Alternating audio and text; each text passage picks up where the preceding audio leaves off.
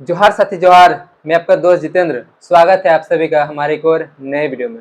आज ये वीडियो कुछ खास होने वाला है क्योंकि आज हमारे साथ जो शख्स हैं वो एमबीबीएस की पढ़ाई कर रहे हैं और कोई बड़े शहर से नहीं बल्कि बल्कि सुदूर ग्रामीण क्षेत्र से बिलोंग करते हैं और वैसे क्षेत्र से निकल करके एमबीबीएस की पढ़ाई करना, और वो भी सिर्फ प्राइवेट कॉलेज में जाकर के नहीं, सरकारी जो नीट का एग्जाम होता है उसको क्लियर करके एमबीबीएस की जो है पढ़ाई कर रहे हैं। सरकारी कॉलेज में दाखिला लेने के बाद पढ़ाई कर रहे हैं। हालांकि अभी 2024 का ये वीडियो बन रहा है, बट इनका जो बैच है ये पुराना बैच है। अभी वो वहां से पढ़ाई कर रहे हैं, 1-2 साल लगभग हो चुका है। तो मुझे लगा कि जो नए बच्चे हैं जो नीट की तैयारी कर रहे हैं, एग्जाम देना चाह रहे हैं, उनको ये जो वीडियो है वो काफ़ी ज़्यादा हेल्पफुल होने वाला है, काफ़ी कुछ उनको जानकारी मिलने वाला है। आइए चलिए जानते हैं। इनका नाम रोहित कुमार महतो जी है। ये बेसिकली बोकारो ज़िले के जो बूंदियाटाड़ गांव है, पुंडरू पंचायत के, वहाँ के वो रहने वाले हैं। सबसे पहले रोहित जी जोहार और स्वागत करते हैं। यार दादा, कैसे हैं? हम तो ठीक एकदम ठीक है। कब आए कॉलेज से? आए हैं, परसों आए हैं। दीदी का शादी था उसके लिए। अच्छा अच्छा। अच्छा, कहाँ पर आप एडमिशन कहाँ पर लिए हैं, कौन सा कॉलेज? मेरा कॉलेज है दुमका मेडिकल कॉलेज, जैसे जो कि दुमका मेडिकल एडमिशन कॉलेज। 2022 में हुआ है मेरा। सेशन कौन सा है? सेशन 2022 से 2027 तक रहेगा। अच्छा। ये नीट जो गवर्नमेंट का जो एग्ज़ाम लेती है उसमें क्वालिफाई करके गए हैं। हाँ, कब ये एग्ज़ाम हुआ था? 2022 में।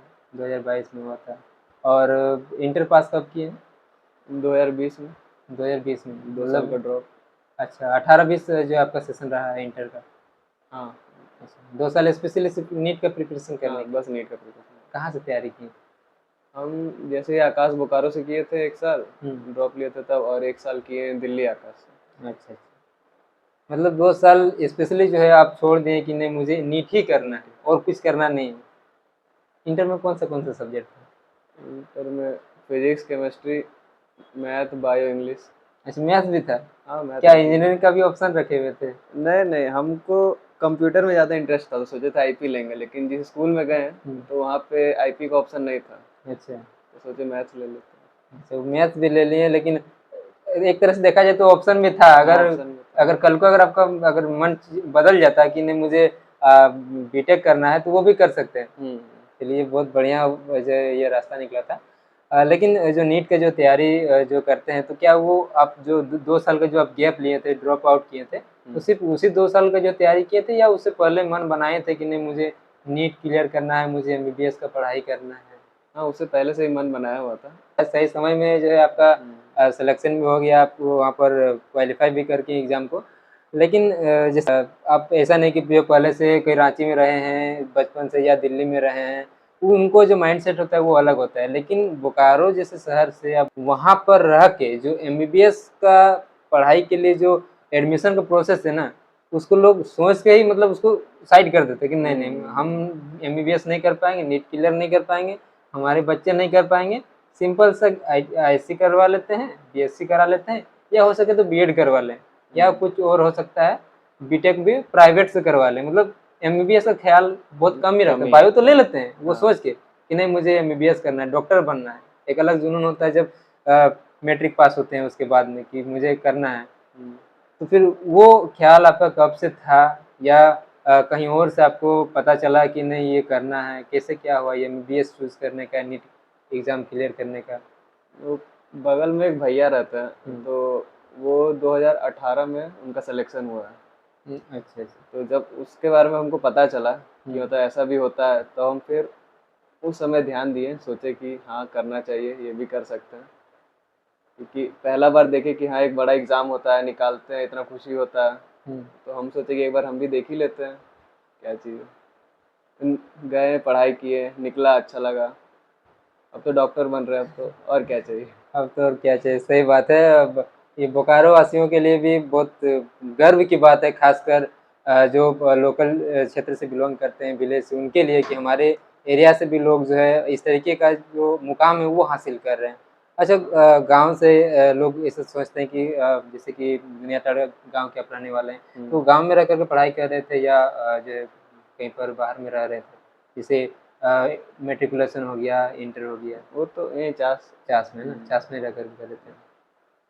तो ये कोचिंग वगैरह के लिए कौन आइडिया देते कि कोचिंग करना चाहिए? क्योंकि यूट्यूब वगैरह में तो दिखता है कि हम यूट्यूब से ऑनलाइन क्लास कर लीजिए, ये कोर्स ज्वाइन कर लीजिए, एमबीबीएस बन जाइए, आईएएस आईपीएस बन जाइए। पिताजी का जान पहचान बहुत है, तो पिताजी आकाश में एडमिशन कर रहा है। नहीं मतलब आप लगा कि नहीं कोचिंग ज्वाइन करना ज़्यादा सही है, क्योंकि कई सारे हाँ। लोग थोड़ा हो सकता है कि ओवर कॉन्फिडेंस हो जाता है कि नहीं हम तो निकाल सकते हैं घर बैठे। कई सारे इंटरव्यूज में तो बताते भी हैं कुछ लोग कि नहीं मैंने घर बैठे आईएएस निकाल लिया, तो जेपीएससी निकाल लिया। तो इस तरीके का नहीं ना लगा कि हम भी घर से नहीं बैठ कर नहीं, कर लेंगे। तैयारी का जरूरत था वही एग्ज़ाम, मतलब ज़्यादातर ध्यान वही ऑफलाइन एग्ज़ाम में दिए हम, तो उसी में ज़्यादा फायदा हुआ। अच्छा, जो बच्चे नीट का तैयारी कर रहे हैं या तैयारी करना चाहते हैं, अगर मान के चलिए कोई आईसीए भी कर रहे हैं या 10th का स्टूडेंट है, या कई बार ऐसा होता है ग्रेजुएशन करने के बाद भी हो सकता है कि एमबीबीएस नीट का जो तैयारी करते हैं, हम्म। तो ये एग्ज़ाम कैसा रहता है? कितना कैसा तैयारी करना होता है, कितना टाइम देना होता है, एफर्ट कितना लगाना होता है, कैसा रहता है इसका प्रिपरेशन और एग्ज़ाम? देखिए इसमें ऐसा होता है ना कि आपका क्वेश्चन आता है सिर्फ और सिर्फ एनसीईआरटी से, अच्छा। तो आपको एनसीईआरटी पूरा ही पढ़ना पड़ता है, आप कोई चीज़ छोड़ नहीं सकते उसमें। तो हम जैसा किए थे कि हम लगभग हर दिन पढ़ते थे, मतलब कोई दिन छोड़ते नहीं थे, कि मतलब ऐसे आदत हमेशा बनाए रखते थे कि हर दिन पढ़ना ही है, कुछ दिन क्वेश्चन सॉल्व किए या कुछ दिन रिवीजन किए, हुँ। हमेशा हर दिन कुछ पढ़ना ही है, चाहे 1 घंटा 2 घंटा। मेरा एवरेज रहता था 4 से 5 घंटा हम हर दिन पढ़ते थे। 4 से 5 घंटा बस एवरेज रहता था? हाँ, बाकी फिर कोचिंग में भी टाइम ठीक। जाता था। मतलब सेल्फ स्टडी में हाँ, 4 से सेल्फ 5 स्टडी घंटा तक 4 से 5 देते घंटा थे। रहता था। सेल्फ स्टडी 4 से 5 घंटा जो है करते थे, उसके अलावा कोचिंग है, स्कूल वगैरह है। हम्म। तो जैसे कि एग्ज़ाम वगैरह, ये जो एग्ज़ाम आता है वो किस समय होता है? इसका फॉर्म कब आता है एंट्रेंस एग्ज़ाम का? इसका फॉर्म आता है दिसंबर के समय आता है, और एग्ज़ाम होता है मई में आपका। लगभग 6 महीना का गैप आपको मिल जाता है फॉर्म भरने से लेके एग्ज़ाम देने तक। प्रिपरेशन करने के हाँ, लिए। प्रिपरेशन करने का अच्छा टाइम मिल जाता है। ये क्या जो अगर बात करें झारखंड में, तो कई सारे ऐसे क्षेत्र हैं, कई सारे एरिया के लोग हैं या स्टूडेंट हैं हुँ, जो गवर्नमेंट स्कूल में पढ़े होते हैं, उसके हुँ। बाद गवर्नमेंट कॉलेज में इंटर भी करते हैं। क्या उनके लिए ज़्यादा टफ हो सकता है, या वो भी जो है प्रिपरेशन करके नीट निकाल सकते प्रिपरेशन कर सकता है आराम से, क्योंकि सारा क्वेश्चन आता है एनसीईआरटी बेस्ड, हैं? और आप सरकारी स्कूल में भी देखिएगा तो एनसीईआरटी से ही पढ़ाई होता है। वहाँ पर तो कॉमन रहता है, एनसीईआरटी कॉमन तो होता ही होता है। तो एनसीईआरटी से ही सारा क्वेश्चन पूछा जाता है। आप पिछला कोई भी साल का पेपर निकाल के देख लीजिए, हुँ, जो बच्चा एनसीईआरटी पढ़ा होगा वो बच्चा वो क्वेश्चन बना सकता है आराम से। देखिए। तो वैसा कोई दिक्कत नहीं है कि सरकारी स्कूल से पढ़ा है तो नहीं कर सकता, या प्राइवेट स्कूल से पढ़ा है तो वो कर सकता है। सबके लिए बराबर ही है। अच्छा, नीट का जब तैयारी कर रहे थे, उसके बाद जब एग्ज़ाम, जैसे कि मान के चलिए एग्ज़ाम हो गया, हुँ, अब रिज़ल्ट अभी तक आया हुआ नहीं है, हुँ। तब क्या लग रहा था कि जिस तरीके से आप तैयारी किए थे, एग्ज़ाम दिए थे, तो क्या लग रहा था उस समय क्या होने वाला? डर तो लगता ही है, चाहे कितना ही अच्छा एग्ज़ाम दीजिएगा। हमको भी डर लग रहा था, और सबसे बड़ा डर ये होता है कि कहीं गलती से ओएमआर तो गलत नहीं भर दिए। अच्छा। कि आप कितना भी क्वेश्चन सही टिक करिए, आप गलती से ओएमआर गलत कर देते हैं, तब नंबर जितना एक्सपेक्टेड होता है, जैसे इस हम जब दिए थे तब मेरा कुछ ज़्यादा एक्सपेक्टेशन था, लेकिन जब हुँ, ओएमआर का जब वो क्या सॉफ्ट कॉपी आता है ना, तो हुँ, हम देख लिए कि बहुत जगह ओएमआर गलत भरा हुआ था। अच्छा। मतलब एक हम लोग का टाइम में सेक्शन ए सेक्शन बी अलग आता था, तो हुँ, हम सेक्शन बी एक सब्जेक्ट का पूरा ही गलत भर दिए थे, तो वहाँ भी कुछ ज़्यादा मार्क्स गया। फिर भी ठीक है, कॉलेज तो मिल गया।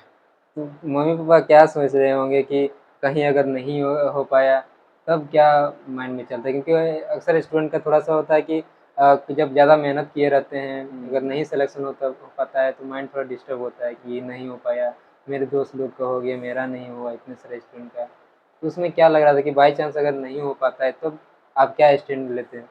देखिए, अगर नहीं होता तो फिर एक और साल तैयारी करते। तैयारी और फिर करते हैं? जो इतना पास आके तो अब छोड़ना बेवकूफ़ी था मेरे लिए। देखिए, और एक चीज़ मैं बता देना चाहता हूँ, इनके जो पिताजी हैं, एआर महतो जी, एक शिक्षक हैं पेशे से, और उनका ये शॉर्ट नेम है, उनका नाम पूरा नाम है अमूल रतन महतो जी, जो काफ़ी बेहतर जो शिक्षक हैं और लोकप्रिय भी हैं। ख़ासकर अगर सुदूर ग्रामीण क्षेत्रों की बात करी जाए, तो उनके लिए बहुत अच्छे शिक्षक हैं, पढ़ाने के लिए भी, और फाइनेंशियली जो बच्चों को प्रॉब्लम होता है, उनके लिए भी वो एक बेहतर एग्ज़ाम्पल्स जो होते हैं पढ़ाने के लिए। और साथ ही जो करियर काउंसलिंग टाइप का बोल सकते हैं, उनके लिए वो गाइडलाइंस करते हैं कि कहाँ पर पढ़ाई करना है, कैसे करना है, कैसे जो है बेहतर तरीके से आप आगे बढ़ सकते हैं। लेकिन आप अपने तरफ से जो वैसे स्टूडेंट हैं, जो भी आईएससी के स्टूडेंट हैं या नीट सोच रहे हैं उनको क्या कहेंगे, वो कैसे करेंगे, उनको क्या तैयारी करना चाहिए, कितना घंटा पढ़ना चाहिए, कौन सा बुक फॉलो करना चाहिए, कोचिंग जाना चाहिए या नहीं, या इंटरनेट का उनको कितना हेल्प हो सकता है। पढ़ाई तो सिर्फ एनसीईआरटी से करना, कोचिंग जाना नहीं जाना उनका मर्जी है, लेकिन कोई भी इंस्टीट्यूट का ऑफलाइन एग्जाम का टेस्ट सीरीज जरूर ज्वाइन कर लेना चाहिए। अच्छा। कि आपको एग्जाम देने का आदत होना चाहिए, और एक बार आपको ज़्यादा मार्क्स आने का अगर आदत हो गया तो आप कभी भी एग्जाम दीजिए, आपका नीट अच्छा ही जाएगा। अच्छा, जैसे कि एमबीबीएस में जैसे कि अब जब आपका नीट क्लियर हो गया, उसके बाद जब आप वहाँ पर चले गए कॉलेज में, तो वहाँ पर कैसा पढ़ाई होता है, टाइम टेबल में कैसा होता है, दिन भर पढ़ाई होता है या कितने आवर का होता है, प्रैक्टिकल वगैरह का कैसा होता है वहाँ? जैसे फर्स्ट ईयर में हम लोग का रूटीन था कि 9 बजे से 11 बजे तक क्लास चलता था, फिर 11 बजे से 1 बजे तक एनआर्ट का प्रैक्टिकल लैब होता था, जहाँ पर हम लोग कैडवर को कट करके पढ़ते थे, और उसके बाद 1 से 2 का लंच रहता था, और 2 बजे से 4 बजे तक प्रैक्टिकल क्लास चलता था। अच्छा, तो अभी आपका जो सेशन है वो 22-27 सेशन है। अभी कौन सा ईयर में, अभी किसमें? हम सेकेंड ईयर में। सेकेंड ईयर में, अभी एग्जाम होना बाकी है। हाँ, तो अभी फिर आपका हॉस्पिटल वगैरह में अभी क्या रहता है आप लोग का? हाँ, अभी जैसे हम लोग सेकेंड ईयर के स्टूडेंट हैं, तो हम लोग को पोस्टिंग भेजा जाता है, मतलब एक रोस्टर निकलता है, उसके थ्रू ग्रुप्स बना दिया जाता है हम लोग का बैच में। अच्छा। तो वो ग्रुप्स का जैसे कोई कोई डिपार्टमेंट में पोस्टिंग लग जाता है, तो वहाँ हम लोग को अभी सिखाया जाता है कि पेशेंट से कैसे बात करना है, बात करके ही बहुत सारा जो तकलीफ है उनका निकलवाना है। कि मतलब बहुत सारे पेशेंट होते हैं कि बहुत कुछ नहीं बताते, लेकिन वही हम लोग को खुद बात करके समझना होता है कि क्या दिक्कत है इसको, जो कि ये नहीं बता पाएगा। टोटल जो 5 इयर्स का है ना? 5.5 मतलब 5 4.5 साल का पढ़ाई है और 1 साल का इंटर्नशिप। अच्छा, 4.5 साल का पढ़ाई फिर 1 साल का इंटर्नशिप। अच्छा, ये जैसे एमबीबीएस जब आप क्लियर कर लेते हैं तो आप कौन से डॉक्टर बनते हैं, क्या बनते हैं उसमें? सब बनते जनरल फिजिशियन। जनरल फिजिशियन बनते हैं, और उसके बाद फिर? उसके बाद फिर पीजी होता है, तो पीजी में आपको कोई भी एक शरीर का एक अंग समझ लीजिए कोई या भी पार्ट्स ऑर्गन। या कोई भी खास हाँ, टॉपिक को लेकर पढ़ाई करें, स्पेशलिस्ट जो बोलते हैं, स्पेशलिस्ट। वो कितने साल का हो जाता है? वो कोर्स 3 साल का हो जाता 3 साल का हो जाता है। है। उसके बाद फिर आपको 2 साल का सुपर स्पेशलिटी करना पड़ता है वही ऑर्गन। तो अभी एमबीबीएस की पढ़ाई में अभी मन पूरा लगता है, इंटरेस्ट? हाँ, क्योंकि देखिए मेहनत करके जब आप किसी चीज़ को हासिल करते हैं तो ज़ाहिर-सी बात है उस चीज़ से आपको लगाव भी होना चाहिए, पसंद भी होना चाहिए, ताकि जैसे कि कल को ये कल को क्या, अब ये से बोल सकते हैं कि डॉक्टर तो बन ही चुके हैं। अब एग्ज़ाम जो है जैसे इनका कोर्स कंप्लीट होता है उसके बाद डॉक्टर रहित कुमार महतो जी कहलाएँगे, और आगे के लिए भी बहुत सारी जो है शुभकामनाएँ, और अपने लोगों के लिए ज़्यादा से ज़्यादा जो है सेवा दे पाएँ। क्योंकि डॉक्टर काफ़ी सारे लोग बनते भी इसलिए हैं क्योंकि वो भी चाहते हैं कि हम अपने तरीके से समाज में कुछ सुधार कर पाएँ, लोगों की सेवा कर पाएँ, शिक्षा स्वास्थ्य विभाग में। और एमबीबीएस पढ़ाई करने के बाद में क्या सोचा है आपने कि कोई गवर्नमेंट का जो जॉब लेना है या क्या करना है या कुछ और कुछ डिग्रियाँ हासिल करना है, कुछ सोचे हैं? अभी तो हायर एजुकेशन ही करेंगे। अच्छा। सोच रहे अगर पढ़ाई चल रहा है तो सारा पढ़ाई एक साथ कर लेते हैं, बीच-बीच में डिस्टर्ब करने से। अच्छा। अच्छा, जब जैसे कि जब ये आपने एग्ज़ाम क्लियर कर लिया था, तब आपके परिवार वाले क्या करते हैं? माता-पिता, चाहे ख़ास करके गाँव वालों की बात करी जाए, यूँ गाँव वाले काफ़ी ज़्यादा खुश होते हैं कि हमारे गाँव का जो बेटा है वो एमबीबीएस का पढ़ाई कर रहा है, हमारे लिए भी काफ़ी गर्व की बात है। एमबीबीएस जो अभी कर रहे हैं, नीट क्लियर करने के बाद में गाँव गए हैं घूमने? हाँ, गए थे। तो वही दादा-दादी लोग एक बड़ा-सा पूजा भी रखे थे घर पे, अच्छा, वहाँ पे गए। कैसा रिस्पॉन्स रहता है गाँव में जब जाते हैं, गाँव के लोग कैसा रिस्पॉन्स करते हैं? सब वही डॉक्टर रोहित आ गए, डॉक्टर रोहित आ गए, और मम्मी-पापा भी क्या बोलते हैं?